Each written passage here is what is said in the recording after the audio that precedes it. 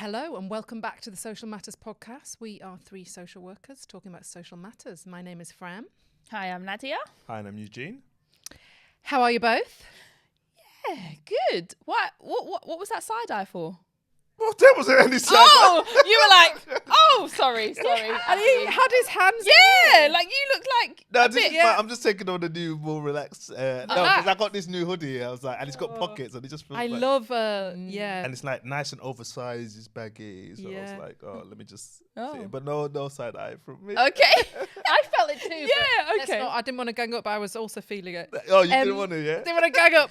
I've got a hoodie with they have that whatever for your hand, but it's also got zips, so it like doubles up as a bag. Oh, Do you know what I mean? So it's not meant to, but I just put if I'm going out, wallet, phone.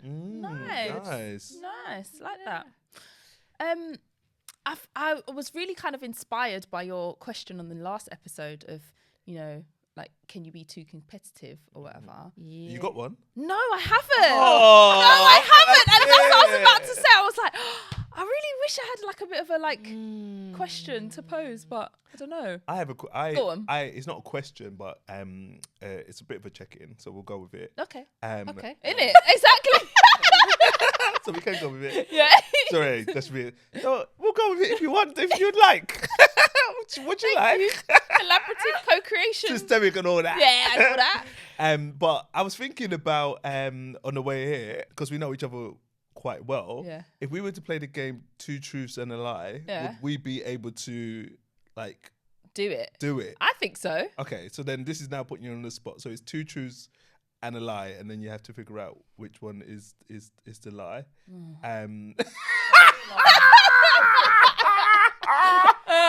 You want to we talk about needed to side prepare, eye? yeah. You want to talk about side eye? I'm Like, okay. That's, all right, so we'll scrap that check-in. Yeah. Just, how are you? How's the weather? Jeez, you know when you put something to the team and they're just like, no.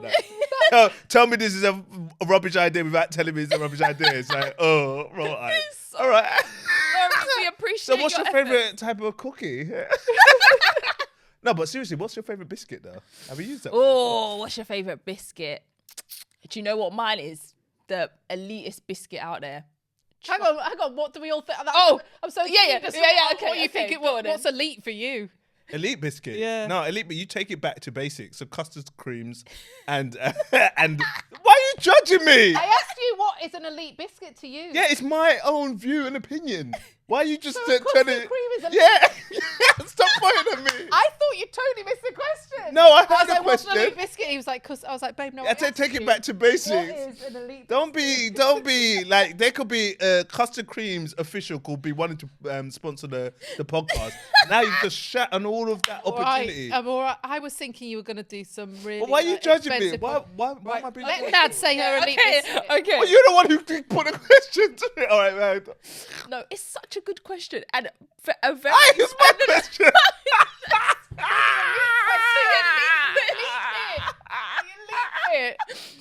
And Lovely. really linked to the podcast episode on language, which we're gonna get to. But elite, when you asked Eugene what's an elite biscuit, and his response was custard cream, I had the same response. Because elite's like custard. Elite's like It's elite. It's an elite biscuit. I know what elite means, and I'm gonna stand by my answer. Come with your dry biscuit then. What is this answer that we've been waiting for? Dead biscuit. Go on. Watch me. Watch my reaction. When I'm gonna say it, I feel like he's gonna have a similar custard Yes, cream it response. is. Yeah, it definitely is. It's my response. My response is gonna be a revenge response. Go on, Okay, I'm waiting. well, Yeah, go on, tell me. My favourite biscuit is what I would say is chocolate coated malted milk biscuits. Oh, dead biscuit. I'm like, oh no. No, dead biscuit. Chocolate coated malt. Oh, dead. It's got nothing in the middle. It hasn't got any cream in the middle. No. It hasn't got Because any it's not a custard. custard cream. Dead biscuit. I hate that biscuit. It's describing everyone as a custard cream, but where's the custard? Where's the cream? Yeah. No, it's language. Okay. It is. So Oh my funny. days. All right, well then, what's your biscuit? What's your favourite Miss Biscuit Factory creator? My gran used to work in a biscuit factory. I think it's in my blood. I don't know. Like I just at the weekend, I had a dark chocolate digestive or a dark chocolate hobnob. Yeah, chocolate hobnobs. Yeah, chocolate hobnob. Jaffacake. Sorry. Oh, I'm sorry for your custard cream. You know what yours is. You have to listen to your fellow podcasters. You've taken up Because the space with biscuit your was custard so cream. dry. That's what it's falling asleep. I agree with Jaffa cakes, though. That was my other option. Remember before in you shut me lockdown down. when you used to eat 2 packets a day? Just for shits and giggles. Still feeling the effects of that now. That was good times. Eating Jaffa cake and play FIFA. I mean, there wasn't much else to do, No. was I there? hate So- Jaffa cakes. Fran, come, let's go. You hate them. I hate them. Oh. I hate Jaffa cakes. Stop saying it. It's making me uncomfortable. You keep repeating it. I'm sorry. Why'd you hate them? Terry's chocolate orange. Yes. Oh, Terry Like- chocolate orange is fit It's far from fit. Like, I'm just not here for it. for any chocolate orange type. Yeah, situation. Mint chocolate. Bleh. Mint chocolate chip ice Strawberry. cream. Bleh. Do you hate all of Yeah. Do you the? hate fruit and chocolate? Oh, fruit and chocolate. That's I like whole fruit and nut chocolate. I like that. But like strawberry, orange, mint, all of them. No, That's worse after than my eight. custard cream. But yeah, that was a good Oh, that check-in. was- Yeah. Well done. Thank you. Well done. Thank you. On the fly, Yeah, on the fly. yeah. Yeah, only because you shut down my two truths and a lie. Well, we were like, that's going to be a whole podcast episode. We were like, okay, give us half an hour whilst we think, then we'll play the game. But I think one day, if you give us more prep time, Yeah, we can do that. Apologies. and we could come prepared. Yeah. Otherwise, that is a dry episode. It'd just be us thinking for half an hour, then we play the game, and then that will be it done. Podcast over. You can find us on all social media platforms. So, exciting conversation today. We're going to be thinking about the power of language in kind of influencing and shaping diversity and inclusion. And I know we talk a lot about language in this podcast, and we're thinking about kind of systemic ideas and how language creates meaning. And I think we have done an episode on language, but I suppose this is really thinking a bit more zoomed in and specific about the power of language in creating more inclusive spaces, be it work, be it sport, be it generally in life. So yeah, I just wanted to open it up about, I guess quite broadly initially, just your kind of reflections on the importance, like why is it important to think about language? Yeah. I think just that example there in the check-in of the words that we use of like, elite, the meaning that I was giving that word and the meaning that, Yuji was giving that word. Initially, I think we were kind of on the same page. And when I heard it come out of your mouth of like elite, I was like, oh, actually, elite is like maybe, I'm thinking about, I don't know, it being posh or something. That's or what it being like, elitism, and so that's when I was like, oh, actually. I thought. So I was like gold leaf biscuit, and you were like custard cream. That's why I was crying. Okay, so it's good that we're talking, because when I heard elite, the context I placed on it is East London. Yeah. And the way that East Londoners, we use elite in slang. It's not necessarily like- it's in it's just hierarchical. top. It's Yeah, just just your- top. yeah, Like, what's yeah. your favorite biscuit? Yeah. What's the best biscuit? Yeah. That's how I heard it. Yeah. So for me, the best biscuit, Yeah. and I stand by it, it's still custard cream and Jaffa cakes. Sorry, no. Whereas I was like, you'd pay £20 for the packet, it'd be gold leaf biscuit. Exactly. And it's just so funny I think it's important for us to think about language because people give words different meanings and the importance of kind of coordinating, okay, what are you understanding by this word that I'm using, and what am I understanding by it, and how are we like coordinating the meaning that we're giving that. I think it's it's a really important thing to kind of hold in mind, the language that we use, because it isn't sort of universally kind of agreed, or we can't assume that the utterance I'm giving is going to be understood in the way that I'm intending it. So I think that's what I'd say. Yeah, we had an example recently, actually, didn't we, in terms of delivering training and the use of the word queer. And I identify as queer, and I know for some people, well, I guess different responses. I think for some people, perhaps not knowing what that means, and that's, fair enough. I guess just a curiosity there. But then also, I guess how language and the meaning can change over time. And I think queer, and maybe for some still, has more negative connotation because it was used against people in the LGBTQ plus community as a negative kind of attribute of someone being queer. And for some, it still holds that negative like light and weight. But then we talk a lot about reclaiming language, and it's used, commonly now in the kind of LGBTQ community. But that was a recent one, wasn't it, of that different meaning? And I remember somebody who was like, oh, actually queer to me, resonated with actually like a negative, discriminatory, homophobic comment. And that was that when it happened in our workshop. I think that was a real example of how, in that conversation between you and that person, how you coordinated, meaning like you were saying, Nads. And I kind of think about it a little bit like City Mapper on your phone. So today when I was figuring out how I get here, City Mapper will tell me all of the little stops I need to take, the journey I need to do between the platform. But if I was just explaining my journey and said, oh, I got on at this station and I got off at this station, then people will know how I begun or where I got to. But taking time to explain the steps in between, to understand this space in between us, will provide people with way more clarity of how I reached this outcome. So that idea of coordinating meaning when thinking about language is so important, and to not assume, to not make assumptions that we all have the same kind of understanding. And particularly when thinking about diversity and inclusion work, is that what does diversity and inclusion or equity and belonging mean to different people within the organization? So for some people it may be like, okay, let's just make sure that we've got the right amount of women, the right amount of people of color, the right amount of LGBTQ plus people, the right amount of people with a recognized disability into all of these different places. And once we've done that, then we've ticked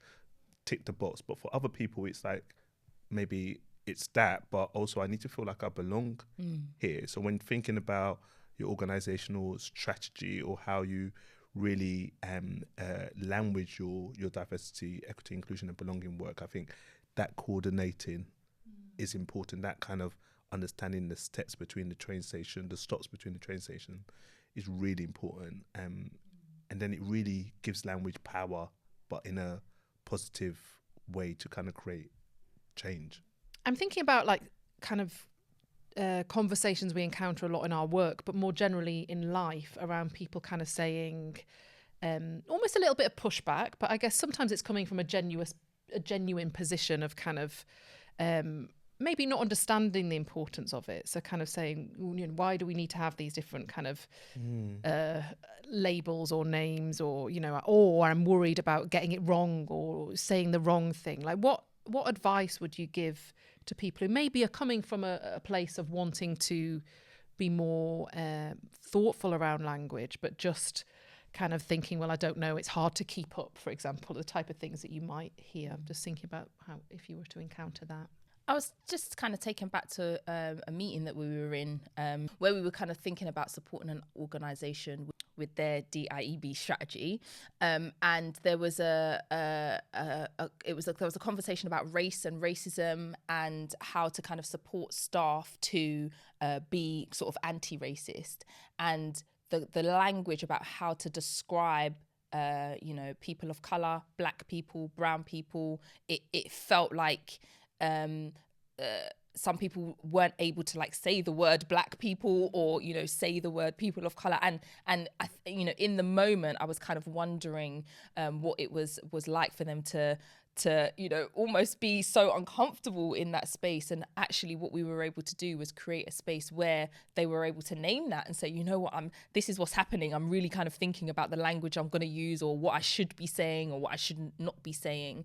And I think that there's something about, to your question of what advice would you give? I think there's something about organisations needing to create spaces where people feel psychologically safe to be able to kind of say, I think I might be getting it wrong, but, help me out, like help me with my thinking.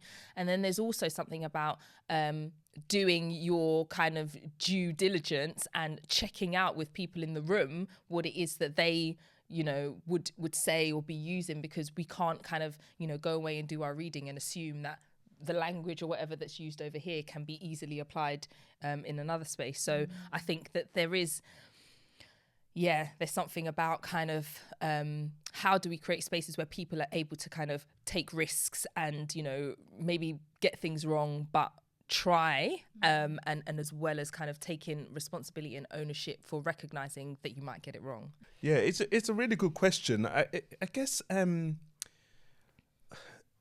think things evolve over time, and I think change happens, and sometimes we get comfortable. So even we were having a conversation recently about the new fashion and recycling what we wore in the 90s and thinking, if only we kept those. Yeah. And the idea of maybe people wanted to get rid of their old skinny jeans because they're not in fashion and keep up with the new trends. And I think it's a way, if you hold onto the desire to help people feel included, help people feel like they belong within an organization, then it's about decentering your own ideas of what norm is, your own comfort, and knowing that discomfort that you feel with regards to keeping up to date with the language or with the right terms and whatever, it's only for a moment. It's not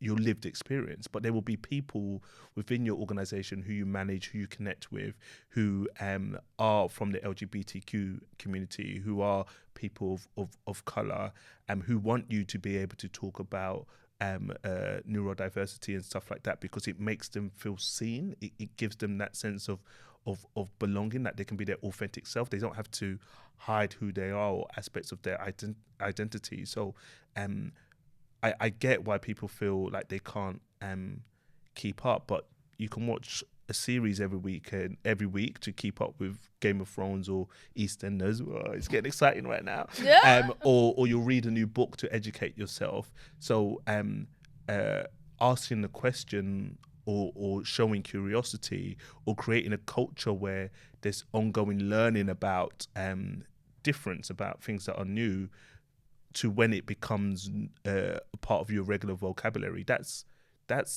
for me a small price to pay, a small level of discomfort to have as a person. And it's just like when anyone joins a new job, you have to learn a new IT system. You have to learn how to do elements of the job. 6 months down the line, a year down the line, you know it, and then you'll end up teaching other people it. So there has to be, if there's a desire to want to learn. And we talk here as diversity, equity, inclusion and belonging experts, and we're on a podcast, but we don't know everything. I'm learning all the time, even the conversations, and when I listen to the both of you, I'm learning all the time. But it's that desire to learn, to educate yourself in order to create environments that more people feel they can be their authentic self. I think for me, that's a price to pay, a small price to pay.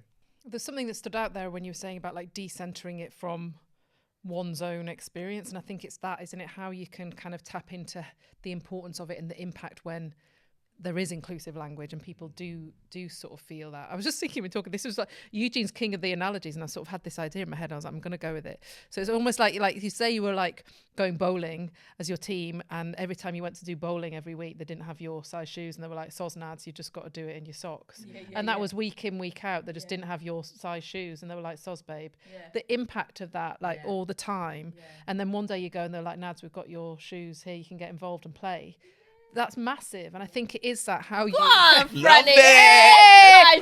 but how you, because I think there's something in that for people who aren't from a marginalised identity to be like, oh come, you get a bit of that whataboutery, and come on, is it really that important? Are we not all the same? No.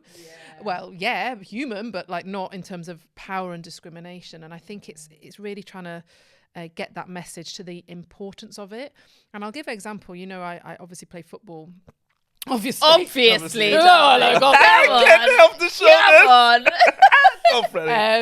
And it's a women and non-binary league, and at the beginning of each game we go round and there's the choice if you name and pronouns. And again, it's that thing, isn't it, of like, if you want to, if you don't, but the message is we are inclusive. You say your name, your pronouns, if that's kind of important and helpful to you, and everybody does it. And it's that feeling of like, this space is here for me. So it's the impact of that and that kind of messaging. But it's so entrenched language, isn't it? Because even in a game that's women and non-binary, you do get people kind of going, man on, or like, you know, all of these things. And we have to, you know, check each other and also people who are supporting, because it's that thing of like, it's so embedded in a lot of our language. Our language is gendered and often quite kind of narrowing and limiting. So I think for me as well, it's kind of for people who are coming with a kind of what can I do, that we all will make mistakes. It's about the learning that you take from them, because we will have all kind of used language that's maybe less inclusive, but thinking about, okay, how do we notice and challenge ourselves? Yeah, I was thinking about kind of linked to, you know, what people saying, oh, do we have to do this? Like, you know, that idea of, you know, maybe it takes a lot of effort and there's a lot more energy to have to give it. And maybe it does. Yeah. But I was thinking about, is it the energy, you know, the energy that you put into it, does it have to be sustained like at all times? So let's say like you kind of, you know, join a new space, like you just gave that example. The power of that happening, you know, that's one of the first utterances that's happening in that space of, we're going to do this, we're going to think about language, we're going to, you know, kind of create some space for it, so that everyone knows what time it is and everyone kind of knows what the kind of space is expecting. And then maybe you don't have to kind of do that for the, you know, every 10 minutes, because it's already kind of been established. Thinking about that with workplaces, is there something that we, you know, you kind of set out when you first join an organization? These are the expectations, these are the language, well, this is the language that we use here, but also the importance of, I suppose, revisiting it. So yes, we do it at the beginning, but then it's not like the, you know, assumed that we don't need to revisit it. Or, you know, we've known each other for a very, very long time. And in that check-in example, we still had to check out language about, you know, what meaning are you giving it? What, you know, how are you understanding it? So I was just kind of, you know, in some ways sympathizing, or, you know, holding in mind the people that might be like, oh, like it's a lot of energy, like it's a lot to do.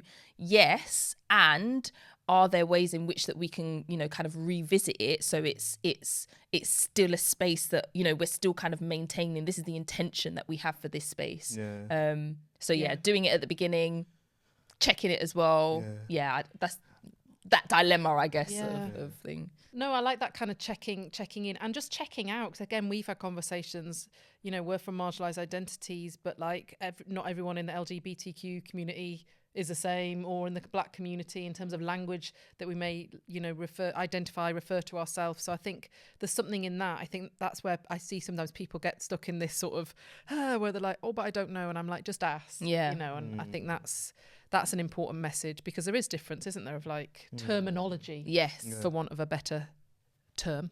But also that idea of asking and listening to understand, I think is important, because people will ask, but do they really listen to understand that experience? Because going back to your brilliant bowling analogy, Thanks. is that learn from the best. But if you are that person who's going in there and you got your size 10s all the time, and then there's a person who's wearing a size 9 but they're really a size 8, asking and looking to understand what is the impact on that person in their ability to perform with bowling. Like, what pain are they going through? What difficulties are they having? What obstacles are created to stop them from getting a strike? If you sit down with them and you listen to understand, you understand what their experience is, then you're like, oh, then me saying that I want an extra pair of size 10s is not that deep compared to, or me saying, oh, I don't have 5 size 10s is not that deep compared to this person not having anything. And I think people who say that with regards to language, and it is difficult. Yes, I think I sympathise with them for a little bit, but definitely agree with what you're saying, that it's around, it's not necessarily going to be that strenuous all the time.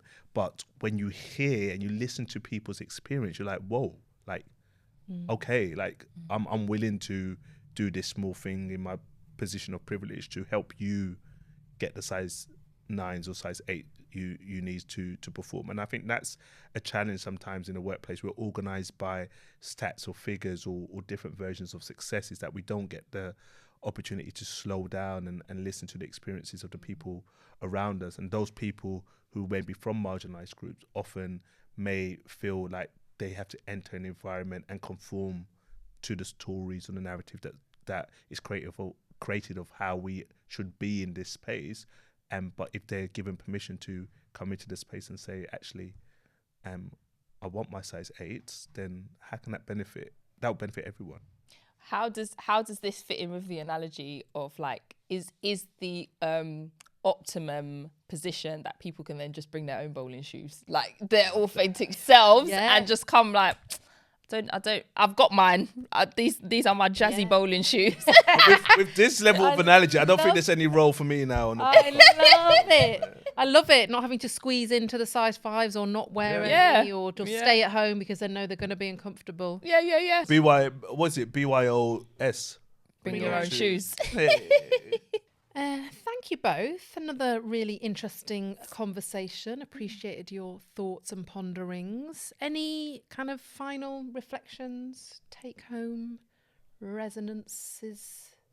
I just think that the idea of the importance of checking out, okay, what are you understanding by what I'm saying? Like, what meaning are you giving? If there seems to be a bit of like jarring in the kind of communication, you know, sometimes you get that of like, oh, something's happening here. Are we like, you know, not on the same page? We're not quite coordinated. So yeah, the importance of just pausing and reflecting on the process of what's happening. I think that's something that is a constant kind of endeavor and a constant kind of thing that you need to give energy to, I think is the thing that I'd say I'm going to take away. Nice, I love that. And I guess for me, it's connecting with the power of language as a potential destructive element, but also a potential empowering and enriching element. And thinking about the latter, thinking about how the way you lean into language in relation to identity, make it the norm, can help people to feel